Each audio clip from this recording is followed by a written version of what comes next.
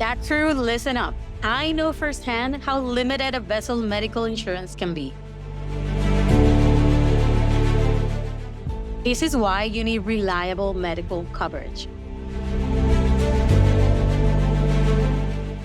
Moore Dixon offers comprehensive global insurance tailored for yachties, covering everything from emergencies to routine checkups with flexible options and a single point of contact. Moore Dixon has been voted best health and medical insurance by captains and crew, including myself. Don't wait until the unexpected happens. Get covered today. Visit mdbl.im or email them at inquiries@mdbl.im for a free quote.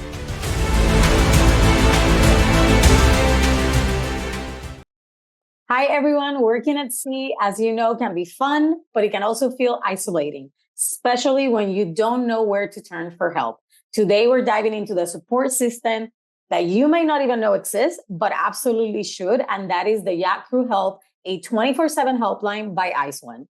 I'm joined today by two incredible women making a difference behind the scenes, and those are Lara, former yachty and now project manager at ISWAN in charge of the welfare of Yacht Crew, and Reguina, a compassionate voice on the other end of the 24/7 Yacht Crew Helpline.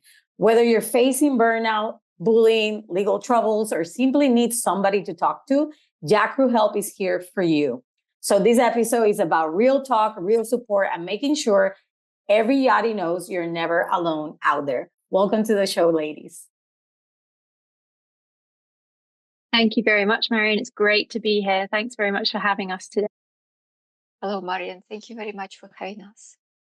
I'm very excited to talk to both of you. So let's just dive right into it. So for those who are not familiar about Yacht Crew Help, and so how is it different from any other helpline that's out there? Yeah, so as you mentioned in the introduction, which was a great introduction, by the way, Yacht Crew Help is a free, confidential and multilingual helpline, which is designed specially for yacht crew. And it's available 24 hours a day, 365 days a year. And it's run by a charity, which is a charity based in London with HQ in London, but with offices and people all over the world now. So that's the International Seafarers Welfare and Assistance Network. Doesn't necessarily roll very easily off the tongue. So we tend to call ourselves ISWAN, which people out there may or may not have heard of, but ISWAN for short.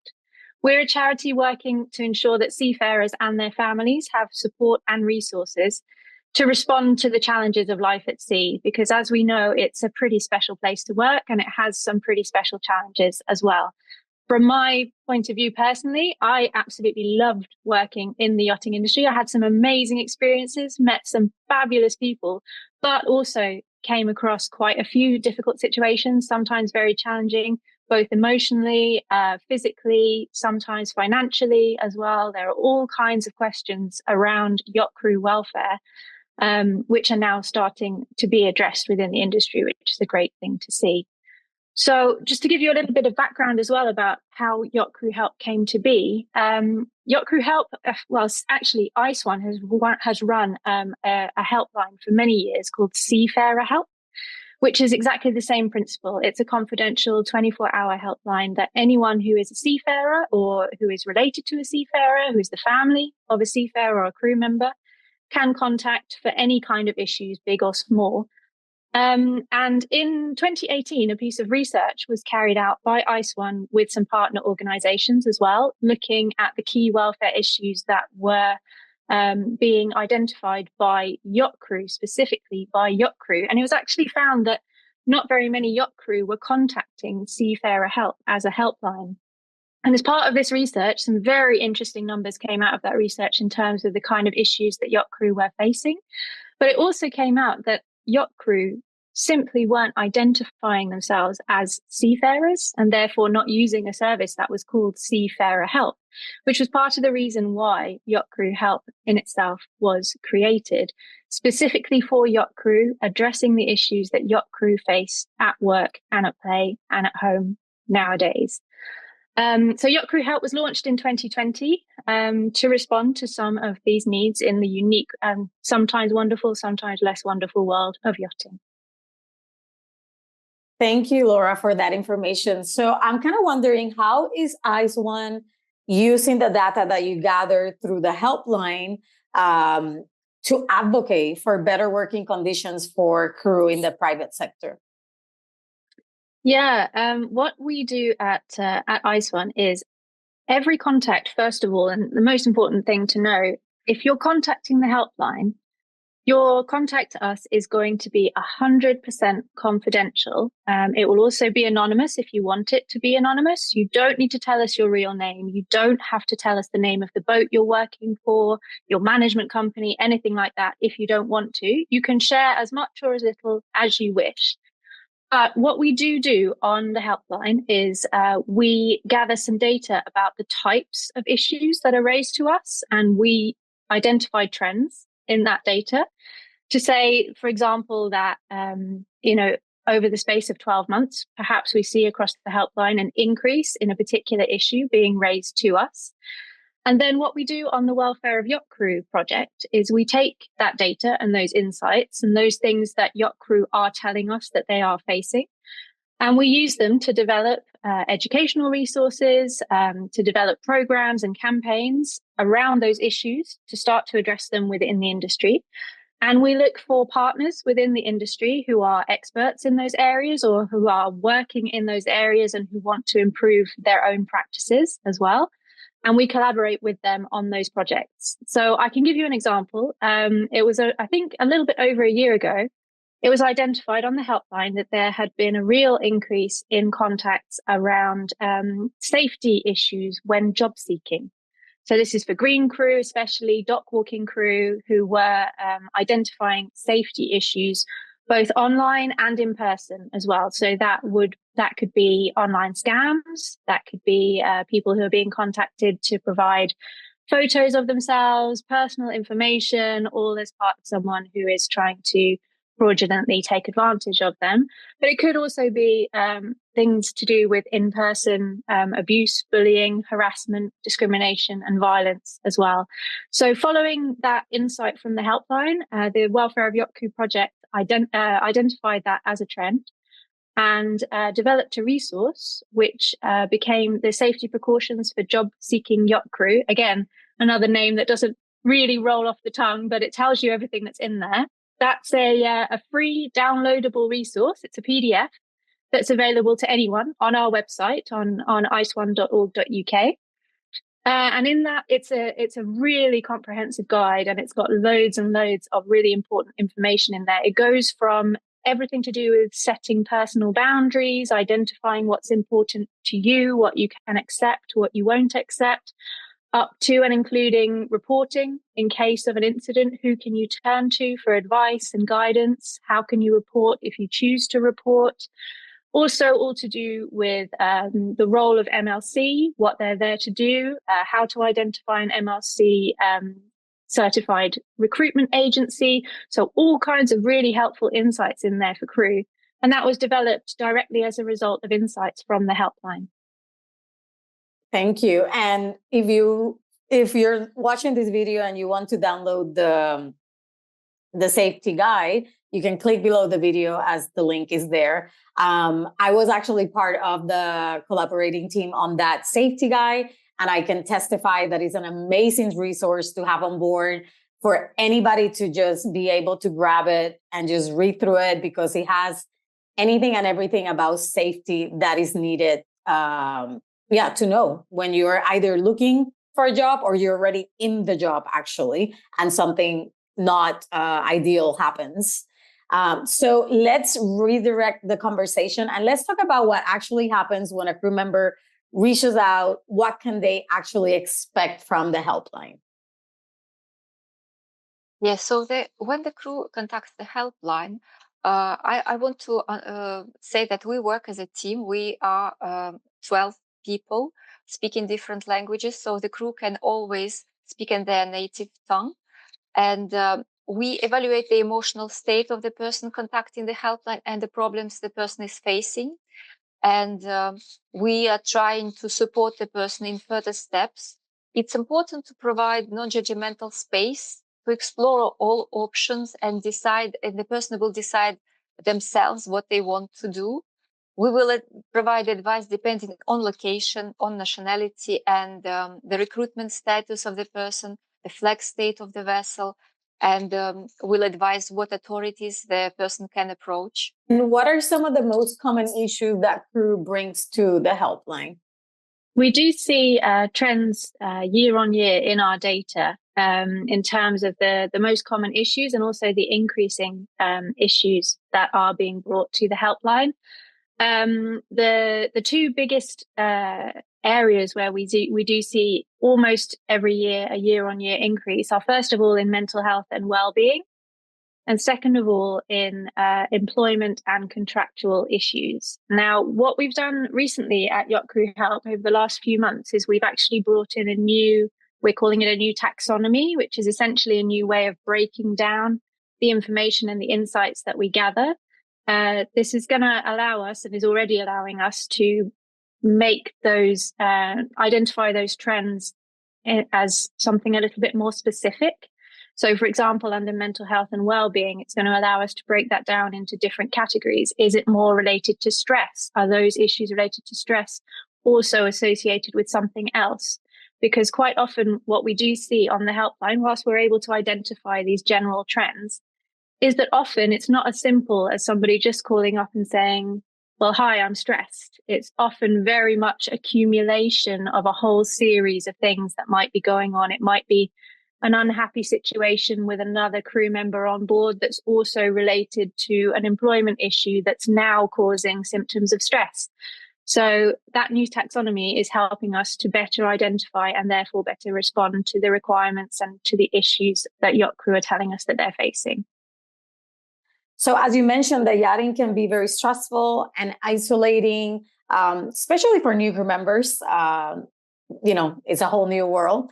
And what would you say to somebody listening who feels overwhelmed but unsure if their problem is big enough to reach out? In fact, there is no limitation what you can reach about, and we're always open to talk about anything the crew is experiencing or is worried about. So there is no problem too little or too small. So please feel free to reach out to us and make your own experience of our helpline. And would it be possible to share with the community a real example of an issue that somebody brought and how actually the helpline supported them successfully? So yes, we had a case of a crew who was experiencing panic attacks due to ill treatment on the vessel. She has been held isolated for a certain time due to some issues, and she developed a traumatic reaction to that. So when she reached the helpline, we tried to provide a safe space for her to express what she was going through, panic attacks or flashbacks of the event. So even though the crew had very excellent techniques herself to cope with this situation, we, however, continued to provide her emotional support throughout. And we tried also to find some support locally. The crew was very open and brave with us, and we acknowledge her strengths. She was a champion of coping techniques, and every team member who was engaged in the communication have done a great job providing a safe space, using careful language, and being true, in fact, being very genuine when speaking to this crew. And throughout our conversation, we felt the crew was feeling better, and she was really grateful for the support she received. Amazing. I love that story. I have had panic attacks, and I know how supportive it can be just to have somebody there with you holding space, like you said, because a lot of the times we don't even need a lot of what to do. It's just somebody just holding us to go through the experience itself. And then once we come down, then what's the next step, right? And that could be relatable to anxiety attacks or, even depression or anything like that. So we know that obviously people can reach out, like you mentioned, for anything and everything. So don't ever think that what you're going through is too small or too big. Just reach out and see how they can support you. So let's talk about the yachting sector, right? It's a private sector. And we can see now with the social media that the welfare is being taken more seriously. But there's still a lot of resistance to acknowledging issues like burnout, harassment, especially the sexual kind of harassment, or even mental health. Even though there's a lot of talk about mental health, there's still a lot of taboo around those topics. What was the pattern that you guys have been seeing? Because I know that the helpline now is getting more interaction with actual management companies and people that are wanting to create a better welfare for us yachties. Yeah, I mean, I think luckily we're all different people and we all have different opinions, and that's what makes the world an interesting place to live in. So I do think that there are always going to be people out there who are going to be resistant to change, resistant to new ideas and things like that. And we do see that in the yachting industry. There are some people who just prefer to stay within their own comfort zones and that sort of thing in relation to, especially, as you say, difficult topics and taboo topics. But fortunately, I do think we are seeing quite a shift in the narrative across the industry now. From an outside perspective, that might look like there's a bit of a generational impact as well. I think that the younger generation of crew coming into the industry now are coming in with certain expectations about their own well-being. They're quite good at, I don't count myself as young crew anymore, which is why I'm saying they. I'm afraid I count myself as part of the older generation. But the younger generation are coming in with an expectation about boundaries, and they have a good concept of where their own boundaries lie, and that's a very important thing to have. They also have the vocabulary that I don't think I was particularly well equipped with at 20 years old to express the ways that I feel and the respect that I would like to receive and the respect that I would like to give to others. So I think those are positive changes within the industry that we are seeing, and we're seeing it reflected at every level. We are having good conversations with management companies, with recruitment companies, with all kinds of industry players who are interested in crew welfare, who do care about the crew that they are working with day in, day out, which is a very, very nice thing to see. And if there's anyone sitting out there listening, thinking, I'm one of those people and I'd like to speak with ISWAN about how I can get involved, then please do reach out. We would love to hear from you. Any ideas, any dialogue, we're always very open to discuss. Can you tell us a little bit about what Hill Robinson, the management company, is doing with ISWAN and the Yacht Crew Helpline, and how they're taking the responsibility as managers and also recruiters to bring a better resources for the people that they're looking after? Yeah, so what Hill Robinson have set up with us is what we call a commissioned helpline. So commissioned helplines have existed at ISWAN for quite a long time. It's something that we have operating within the commercial sector in particular, whereby a company that runs a fleet of boats and recruits or hires a certain number of crew will approach us and ask us to help them to set up a dedicated helpline for their crew and their internal HR services, if you like, for want of a better word. And Hill Robinson is actually the first yacht management company that has set up one of these commissioned helplines with us. So it's really trailblazing. It's a real first step and a real first big step in the welfare space in the yachting industry. And so the commissioned helpline is for all crew working on Hill Robinson boats. And essentially, it means that instead of having the Yacht Crew Help number, which is run by the charity, the helpline is funded by Hill Robinson. It's a different contact details for that helpline. And it means that, for example, let's say there was an incident on board a boat within the Hill Robinson fleet that was having an effect on crew welfare. So let's imagine a situation perhaps where crew have had to respond to a medical incident, for example. That's not a nice thing to have to do. And it can mean that afterwards there's some fallout. Crew may require emotional support following that incident. What Hill Robinson can do is they can let us know that that has occurred within their fleet and that there may be contacts to the helpline around it. And it means that we already have that context. So the crew don't have to explain to us what has happened when they contact the Hill Robinson helpline. So from the crew perspective, it means that if they were to contact the Hill Robinson helpline, there may be a little bit more background information that the helpline responders would be aware of.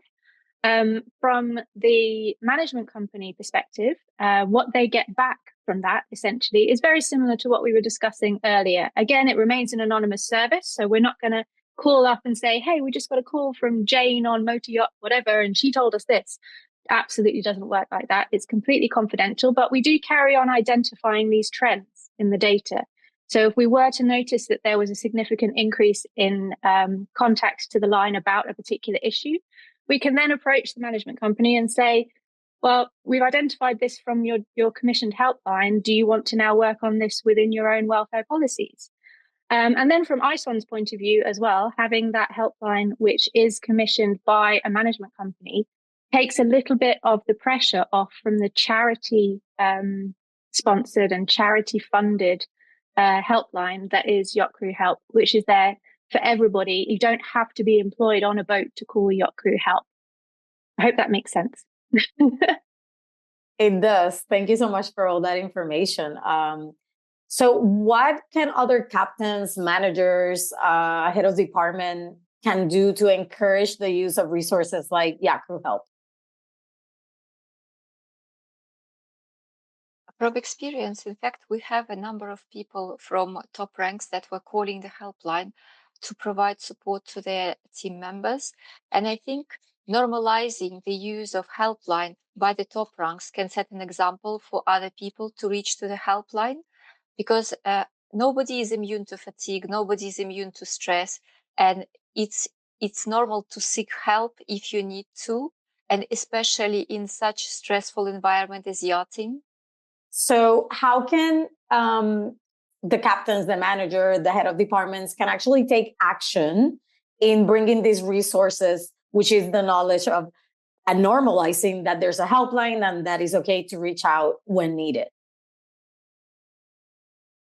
Yeah, it's a great question. I think one of the first things and one of the best things that you can do is actually making sure that everybody just knows it exists, first of all, because there are many yacht crew out there who don't realize that Yacht Crew Help exists, or perhaps don't think that it's for them. So making sure that there is a poster up in the crew mess, that the details are available somewhere, is a great way to start.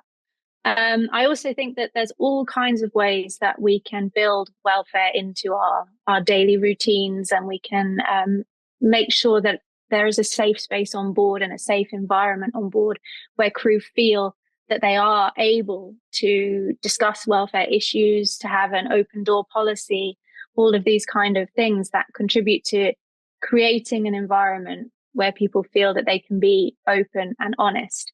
I'm not saying that this is something that I've ever seen happen, but wouldn't it be wonderful if somebody were just to say on board a boat, to feel comfortable that they could say, you know, that Yacht Crew Help, have you seen that poster over there? I called them once and they really helped me. I mean, that would just be such a massive step forward, I'm sure, because a lot of people might hear that and think, do you know what? I was thinking about calling them, but I was a bit embarrassed about it, or I was nervous about it. But having that normalized and hearing that it's actually okay to reach out for help is a huge, huge thing to hear if you're someone that is sitting there and struggling and keeping within your own head. Absolutely. And what kind of onboard practices would ISWAN and Yacht Crew Help love to see more yachts adopt to prevent issues before they arise? Well, one of the things we touched on earlier is one of the real year-on-year increasing trends that we see across the helpline are contacts around employment issues, insurance questions, contractual questions. So one of the things that I would love to see personally a little bit more on board yachts is to do with the onboarding process. When a new crew member arrives, or when someone comes back from a long leave or a medical leave, having a little time to sit down with someone, ask your questions, learn about what is covered by your health insurance policy, all of those kind of things. Again, creating a space where a dialogue can take place, where you can say, do you know, I was reading through the repatriation policy, or I was thinking about this question I had about my contract when I signed it, and can I ask my questions? That's something that it's a fairly simple step, but it's something that gets a little bit overlooked sometimes in yachting, where everything is such a rush. Everything is now.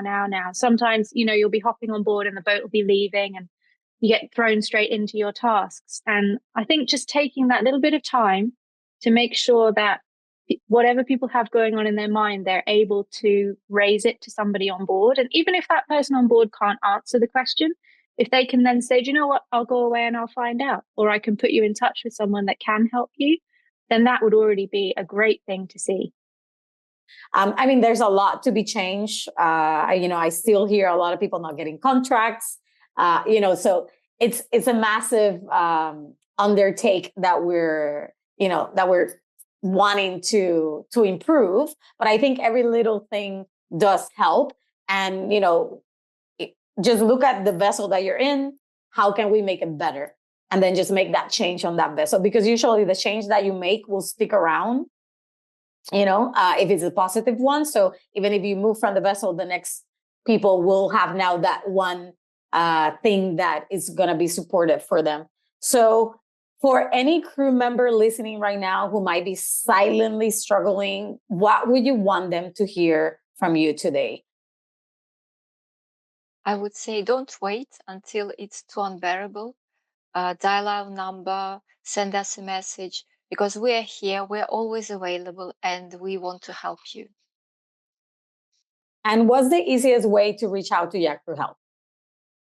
I think for yachting industry, WhatsApp is the best way to reach us, because they are all over the world, and we can pass calls with WhatsApp. We can send messages and be always there, like at the stretch of your call, of your SMS, of your text. So don't hesitate. We're here for you. So anyone who does want to reach out to Yacht Crew Help, we do have a number of ways that you can do that. So it is a phone number. You can pick up a phone and speak to somebody, but if you prefer, you can also send an email. We also have a live chat facility, and you also, as Reguina said, can contact us via WhatsApp as well. We tend to see that Yacht Crew do prefer to use WhatsApp and also our live chat, just because sometimes it's so hard even to find somewhere to sit and have a private conversation on board.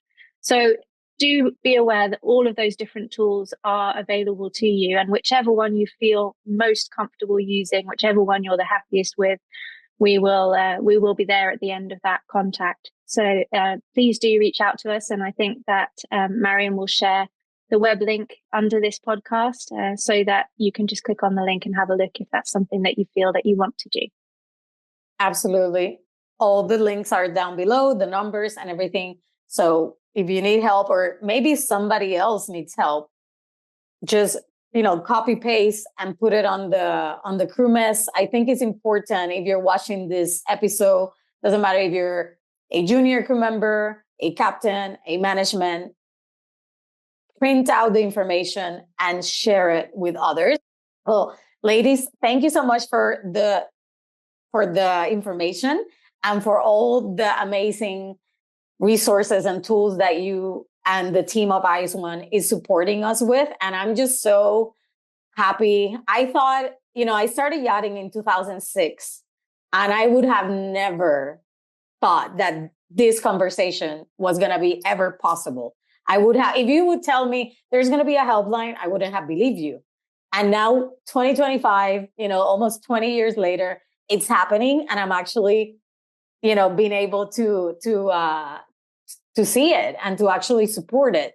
So yeah, it's just amazing how we're quickly moving forward, even though sometimes it feels like we're so stuck in the past and that it's hard to actually, get better. It is happening. And this is the proof that we are moving in the right direction to support crew the right way. So thank you so much again. And is there anything else you want to share before we wrap it up? Thank you for having us.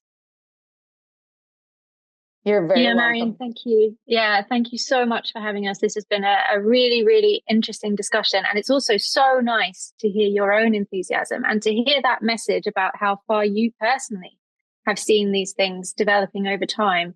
It's so nice and inspiring as well. And I hope that there are yacht crew out there, especially if you're just setting out in the industry, thinking, wow, this is actually a lot harder than I thought it was. I hope that they're listening to your message as well, which says that it is a difficult place to work sometimes, but there are people working on it in the background. There are people here to support you, and we will continue doing so. So please do consider giving us a call. Please consider putting up a poster. And thanks very much for listening. Thank you. All right, guys. So all the links are down below. Take all this information, share it with as many people as you can, and know that you are not alone and that there's no problem too big or too small. Everything is welcome. So reach out to Yacht Crew Help. Until next time.